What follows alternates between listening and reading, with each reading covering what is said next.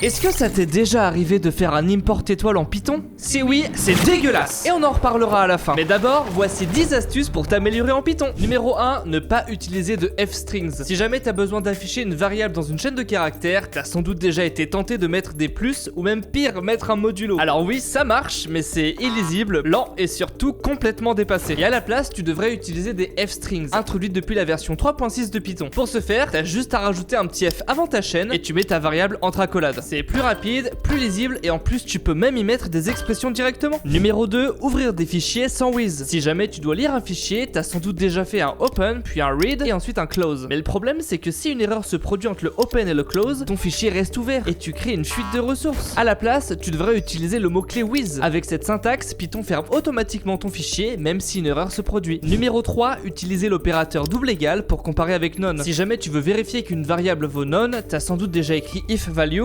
égale none. Alors oui, ça marche, mais c'est pas vraiment la bonne façon de faire. À la place, tu devrais utiliser isNone. Pourquoi? Parce que none est un singleton en Python. Il n'existe qu'une seule instance. Utiliser is compare l'identité des objets. C'est plus rapide et c'est la convention PEP8. Et en plus, ça permet d'éviter des comportements bizarres si quelqu'un redéfinit la méthode EQ. Numéro 4, les mutable default. Alors celui-là, c'est le piège classique qui peut te faire perdre des heures entières. Si jamais tu définis une fonction avec une liste vide comme argument par défaut, tu risques d'avoir des grosses surprises. Pourquoi? Parce que l'argument par défaut est évalué une seule fois quand la fonction est définie, pas à chaque appel. Donc la même liste est réutilisée à chaque fois et tu te retrouves avec des données qui persistent entre les appels. À la place, tu devrais utiliser none comme valeur par défaut et créer une nouvelle liste dans le corps de la fonction avec if items is known, items equals empty list. Comme ça, chaque appel a sa propre liste. Numéro 5, ne pas utiliser les list comprehensions. Si jamais tu dois transformer une liste, t'as sans doute déjà écrit une boucle for avec un append à chaque itération. Alors oui, ça marche, mais c'est verbeux et pas très lisible. Et à la place, tu devrais utiliser les list comprehensions. Au lieu de 4 lignes avec une boucle for, tu peux tout faire en une seule ligne. C'est plus rapide, plus concis et surtout beaucoup plus pythonique. Et ça marche aussi avec les dictionnaires en utilisant des accolades à la place des crochets. Numéro 6, ignorer les exceptions. Celui-là, c'est le pire. Et je suis sûr que tu le fais. Si jamais tu fais un try except avec juste passe dedans, t'es en train de cacher des bugs au lieu de les gérer. Le problème, except, sans rien spécifier, attrape tout. Même les keyboard interrupt quand tu fais CTRL-C dans le terminal. À la place, tu devrais toujours spécifier l'exception que tu veux attraper. Numéro 7, nommer ces variables avec une seule lettre. Bon, cette erreur, on l'a tous faite, moi aussi, mais là, si tu nommes encore tes variables L, O ou I, arrête tout de suite. Pourquoi? Parce que selon la police de caractères, un L peut ressembler à un 1 et I et O ressembler à 0. C'est juste illisible. Et à la place, tu devrais utiliser des noms descriptifs comme numbers, total